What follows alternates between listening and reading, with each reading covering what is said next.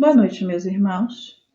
Vamos dar início à nossa reunião de fluidoterapia da noite de hoje, onde todos juntos vamos mentalizar a casa de Miguel, buscando assim entrar em sintonia com os trabalhadores espirituais da nossa casa e da nossa reunião, para que todos juntos possamos vibrar por esses irmãos que se encontram enfermos do corpo e enfermos da alma, e assim buscar uma melhora para todos nós.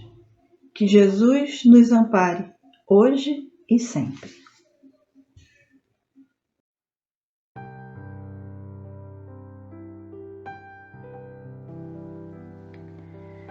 Do livro Fonte Viva, pelo Espírito Emmanuel, psicografia de Francisco Cândido Xavier. Lição 128. Não rejeiteis a confiança. Não rejeiteis, pois, a vossa confiança, que tem grande e avultado galardão. Paulo, Epístola aos Hebreus, capítulo 10, versículo 35. Não lances fora a confiança que te alimenta o coração. Muitas vezes, o progresso aparente dos ímpios desencoraja o fervor das almas tíbias. A virtude vacilante recua ante o vício que parece vitorioso. Confrange-se o crente frágil perante o malfeitor que se destaca, aureolado de louros. Todavia, se aceitamos Jesus por nosso divino mestre, é preciso receber o mundo por nosso educandário. E a escola nos revela que a romagem carnal é simples estágio do espírito no campo imenso da vida. Todos os séculos tiveram soberanos dominadores. Muitos se erigiram em pedestais de ouro e poder, ao preço de sangue e das lágrimas dos seus contemporâneos. Muitos ganharam batalhas de ódios, outros monopolizaram o pão, alguns comandaram a vida política, outros adquiriram o temor popular. Entretanto, passaram todos por prêmios terrestres as laboriosas empresas a que se consagraram. Receberam apenas o sepulcro faustoso em que sobressaem na casa fria da morte. Não rejeites a fé, porque a passagem educativa pela terra te imponha a visão aflitivos quadros no jogo das convenções humanas. Lembra-te da imortalidade, nossa divina herança. Por onde fores, conduze tua alma como fonte preciosa de compreensão de serviço. Onde estiveres, seja generoso, otimista e diligente no bem. A carne é apenas tua veste. Luta e aprimora-te, trabalha e realiza com o Cristo, e aguarda, confiante, o futuro, na certeza de que a vida de hoje te espera sempre justiceira amanhã. Graças a Deus.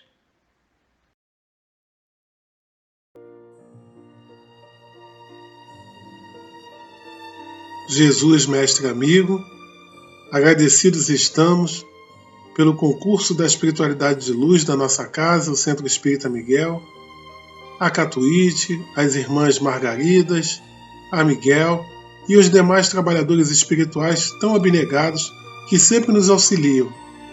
Com tudo isso, estamos elevando os nossos pensamentos a Ti, Mestre querido, também para agradecer a oportunidade de estarmos reunidos mais uma vez nesta noite, para estudo do Evangelho e trabalho. Pedimos a Ti, Mestre querido, que leve a nosso agradecimento até Deus, nosso Pai Maior, por tudo que recebemos até então e muitas das vezes nem percebemos. Mestre amigo, que todos os nomes que se encontram em nossas listas de trabalho possam ser atendidos e que todos nós, pela nossa vez, possamos auxiliar a espiritualidade também, para que os ajude. Ajude também todos aqueles nomes que nesse momento estão em nossas mentes. Que todos esses irmãos possam ser amparados, possam se sentir melhores, recuperados. Obrigado por tudo, Mestre, pela oportunidade, que é ímpar. E assim, sob a Tua permissão, estamos dando por iniciada mais uma reunião de fluidoterapia nesta noite. Graças a Deus, graças a Ti, Jesus.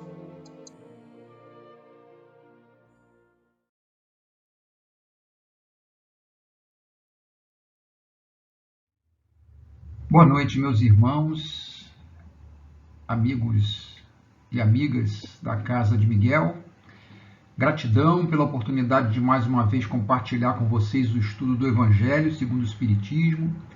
Vamos dar continuidade ao capítulo 28 da coletânea de preces espíritas, na terceira parte, onde Kardec elenca as preces sugeridas em benefício não de nós, mas de outrem.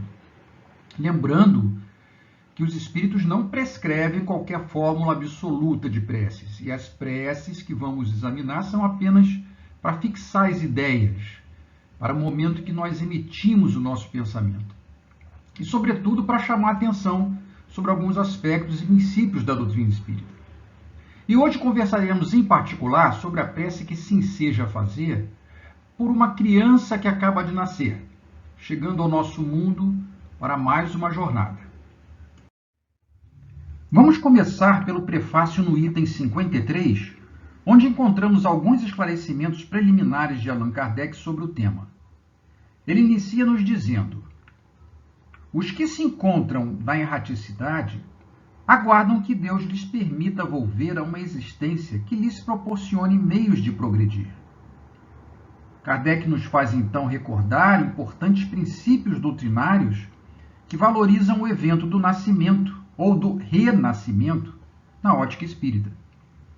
Ao mencionar a erraticidade, nos lembra da pré-existência da alma, que quando não está encarnada no mundo físico, encontra-se no mundo espiritual. Portanto, nos remete à condição de espíritos imortais que somos. Mas também lembra a grande demanda de espíritos imperfeitos como nós, aguardando a oportunidade reencarnatória para poder continuar o seu progresso.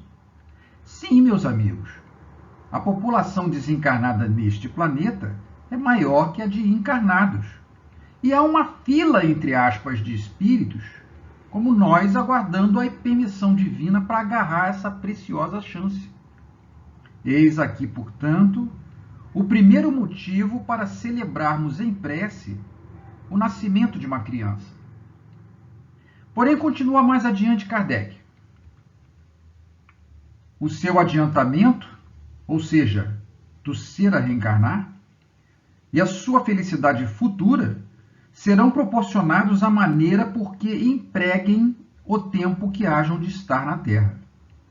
Então, gente, essa ilustração do lado, com a folha seca representando a necessidade de renovação e o relógio representando o tempo, não está aí à toa. Quando a nossa atenção se voltar para o ser que nasce, lembremos de que, apesar dele ser imortal, a existência que está sendo oferecida para ele é finita, e dela depende a sua melhor condição futura. De fato, o objetivo maior dessa nova experiência para o espírito é seu aperfeiçoamento, como vamos encontrar explícito na pergunta 132 do Livro dos Espíritos, que indaga: qual o objetivo da encarnação dos espíritos? A qual os espíritos respondem que Deus lhes impõe a encarnação com o objetivo de fazê-los chegar à perfeição.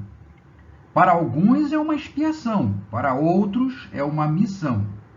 Todavia, para alcançarem essa perfeição, devem suportar todas as vicissitudes da existência corporal.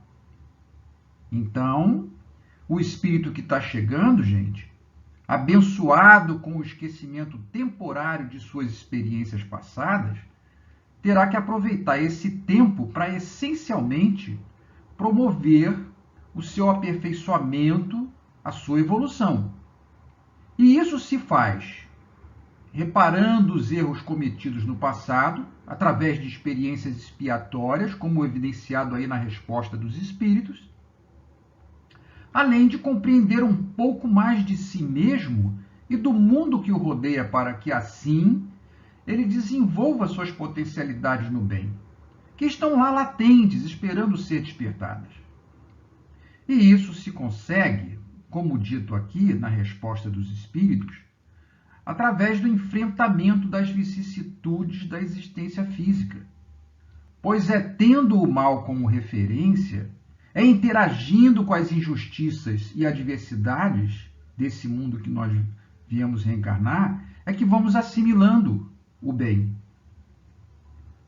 Lembremos, portanto, na prece por qualquer desses irmãos que retornam para uma nova jornada, que ela propicia oportunidades de progresso, mas também é desafiadora, pois traz de volta o espírito para um quadro de luta, que deverá travar com suas tendências inferiores, ainda presentes no estágio evolutivo que nos encontramos.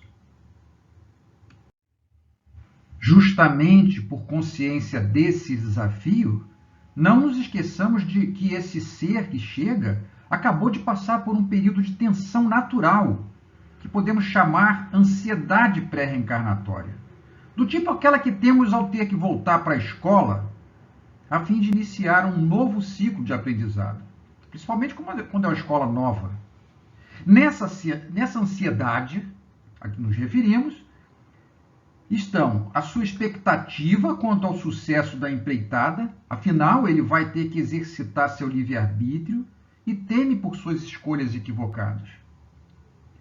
Também é compreensível a sua preocupação de como vai se adequar a uma nova personalidade associada às condições de vida que ainda não vivenciou e ainda ter que tirar o melhor proveito disso. E ainda o temor do reencontro com antigos desafetos. E se não souber perdoar, mesmo com a bênção do esquecimento? E se não souber tolerar a natural antipatia dos que lhe foram vítimas e reiniciar nova contenda? Então, meus amigos, na prece por esses irmãos, vamos também desejar serenidade a esses corações apreensivos e vibrar a convicção que temos de que nessa viagem, por mais difícil que ela pareça, esse irmão não estará sozinho, ou essa irmã.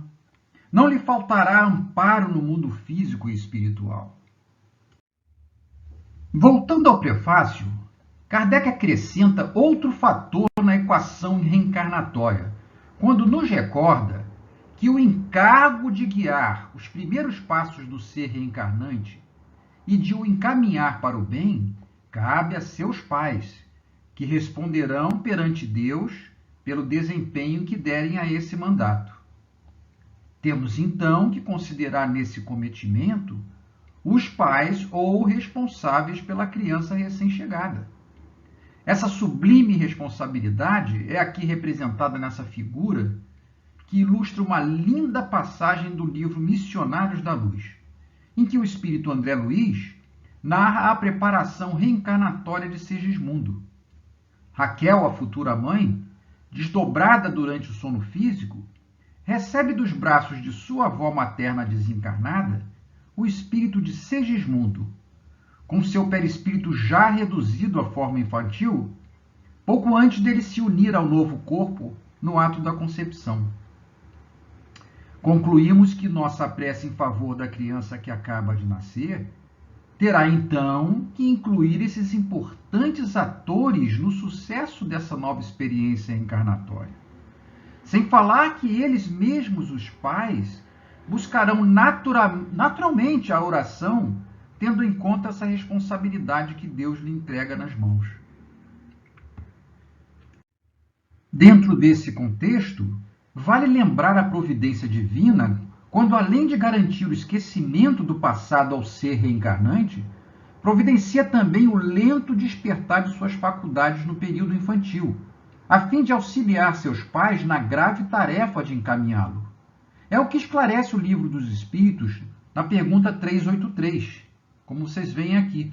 O espírito se reencarnando para se aperfeiçoar é mais acessível durante esse período às impressões que recebe e que podem ajudar o seu adiantamento, para o qual devem contribuir aqueles que estão encarregados da sua educação.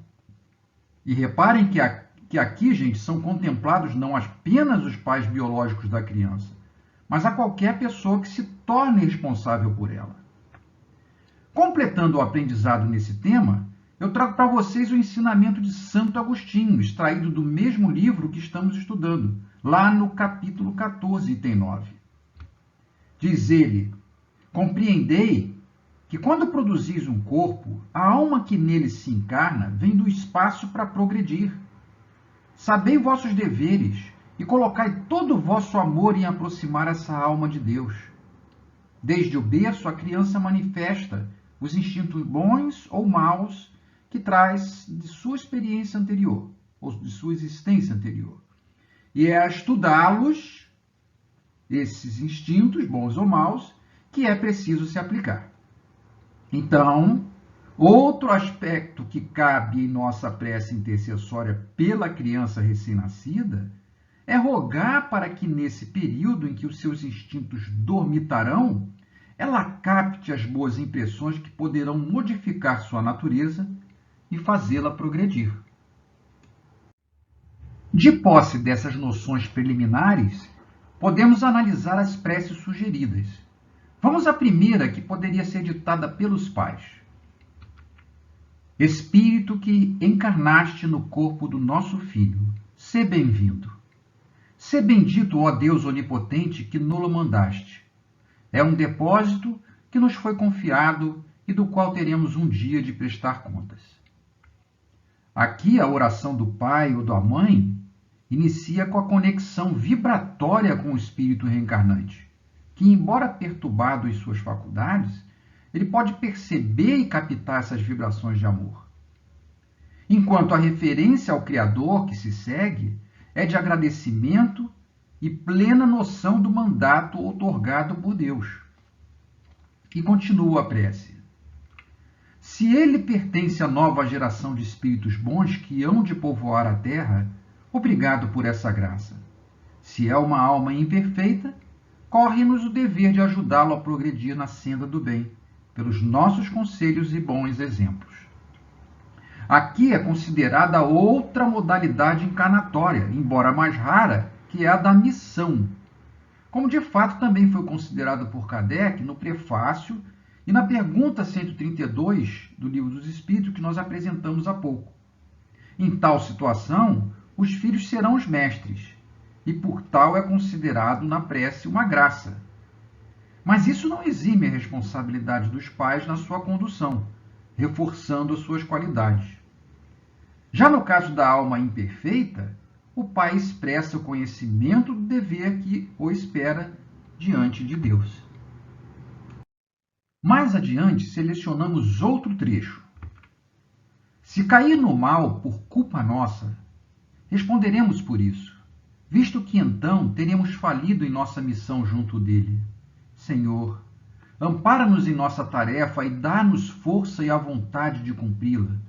Se este filho nos vem como provação para os nossos espíritos, faça-se a tua vontade. Vale aí, gente, nos determos rapidamente nesse trecho. Se cair no mal por culpa nossa, responderemos por isso. Reparem que os pais só responderão pelo eventual tropeço moral do filho apenas se foram omissos na sua educação ou mesmo elementos de mau exemplo para ele. Daí a importância do culpa nossa, como está aqui registrado, ser mencionado. Apenas para lembrar que a escolha do caminho será sempre do espírito que recebe nova oportunidade na terra. E a justiça divina não deixaria o caminho equivocado dos filhos entrar na conta dos pais, a despeito de seus esforços de encaminhá-los. Segue-se a sentença da oração com a humilde aceitação do pai ou da mãe com respeito à sua condição de espírito também imperfeito, com possibilidade de falir na aprovação. E por isso mesmo, o pedido sincero para que o Criador lhes conceda forças e coragem para cumprir o mandato. E finalizando a prece, bons espíritos que presidistes ao seu nascimento e que tendes de acompanhá-lo no curso de sua existência, não o abandoneis. Afastai dele os maus espíritos que tentem orientá-lo para o mal. Dá-lhes forças para lhes resistir às sugestões e coragem para sofrer com paciência e resignação as provas que o esperam na terra. Então, ciente das dificuldades e desafios da nova existência, a que nos reportamos ainda há pouco, mas também da disponibilidade de bons espíritos que, por providência divina, nos acompanham a jornada na carne, a prece paterna ou materna aqui é sabiamente dirigida a eles, os espíritos bons, no sentido não apenas da proteção do espírito reencarnante, mas principalmente de inspirar-lhe, no curso de sua existência, os bons pensamentos que lhe propiciem resiliência nas provas e expiações que o esperam. Num segundo exemplo de prece dita pelos pais, Kardec nos oferece a seguinte: Meu Deus, confiaste-me a sorte de um dos teus espíritos. Faze, Senhor, que eu seja digno do encargo que me impuseste. Concede-me a tua proteção, ilumina minha inteligência, a fim de que eu possa perceber desde cedo as tendências daquele que me compete preparar para ascender a tua paz. Vamos aqui destacar esse último trecho, que eu possa perceber desde cedo as tendências daquele que me compete preparar. Aproveitando para ligar essa rogativa aos conselhos de Santo Agostinho no capítulo 14, agora aprofundando seu raciocínio. Diz ele que desde cedo devemos nos aplicar a estudar em nossos filhos os seus instintos bons e maus que tenham trazido na sua bagagem psíquica.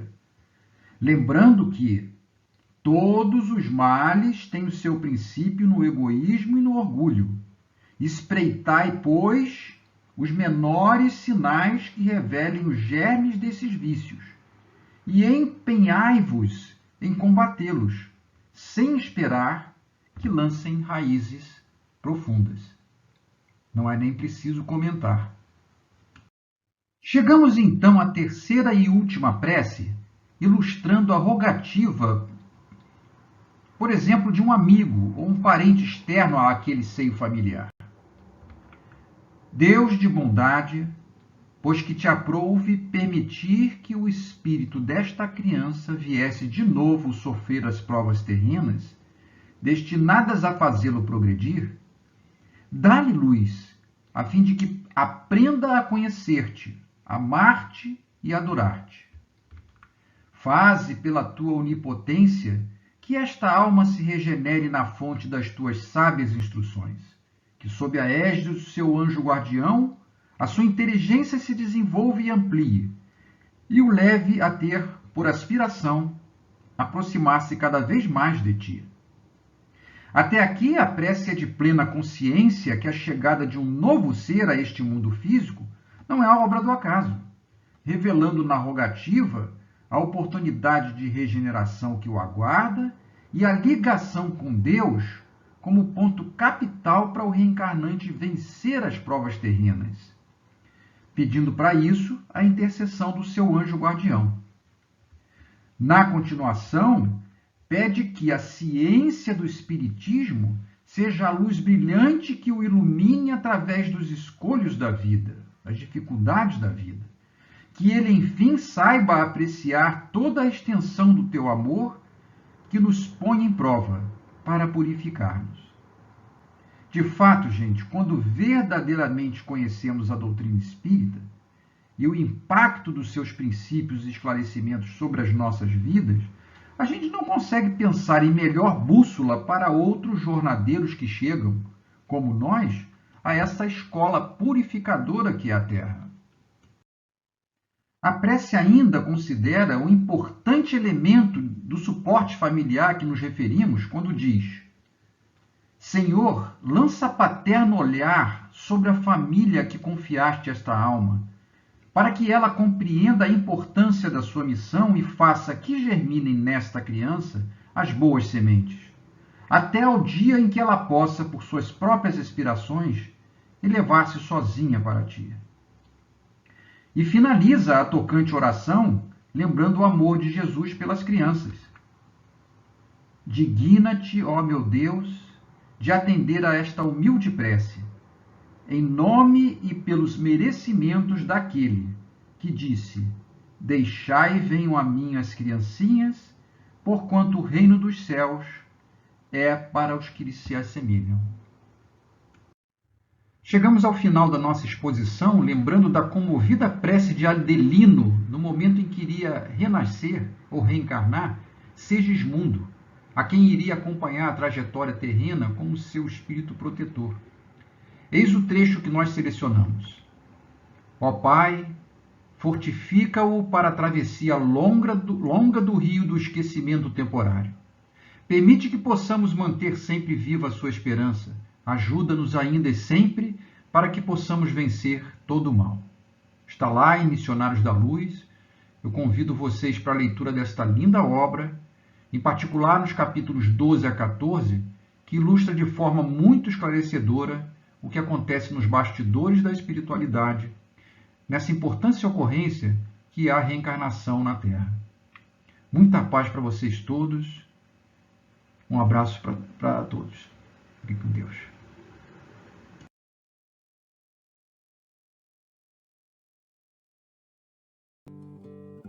Vamos agora nos encaminhar para a prece final, onde todos juntos buscamos Jesus em nossos pensamentos,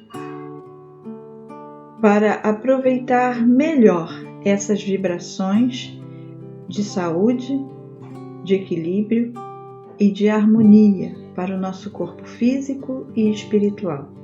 Que Jesus ampare a todos nós, hoje e sempre.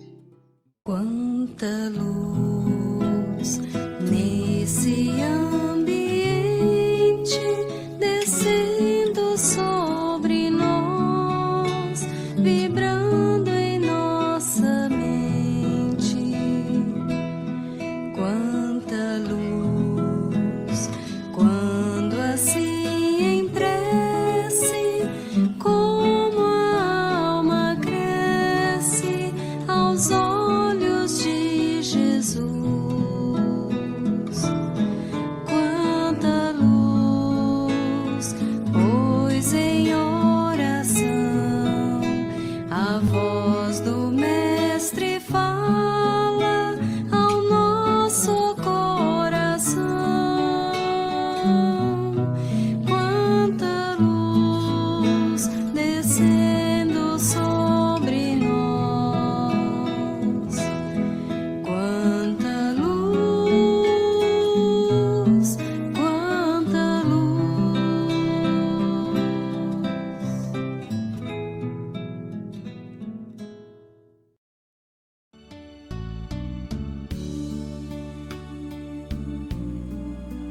Jesus, Mestre de Luz, nossa reunião vai terminando e agradecidos estamos por tamanha oportunidade.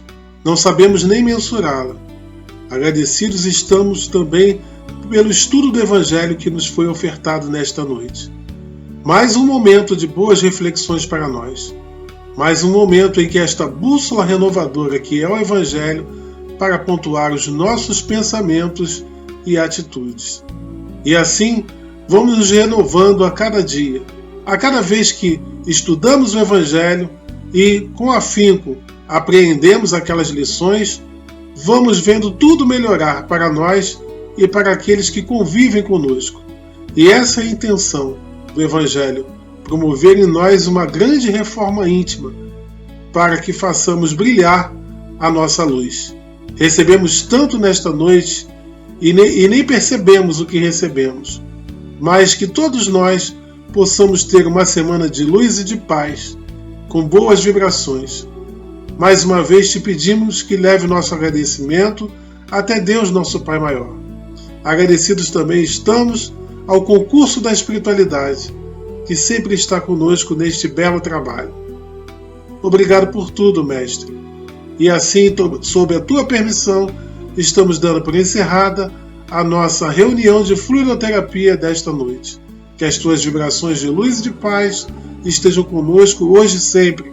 E sempre, Mestre, sabemos que elas estão. Estamos ainda no grande trabalho, envidando esforços para vibrarmos na tua face. Graças a Deus.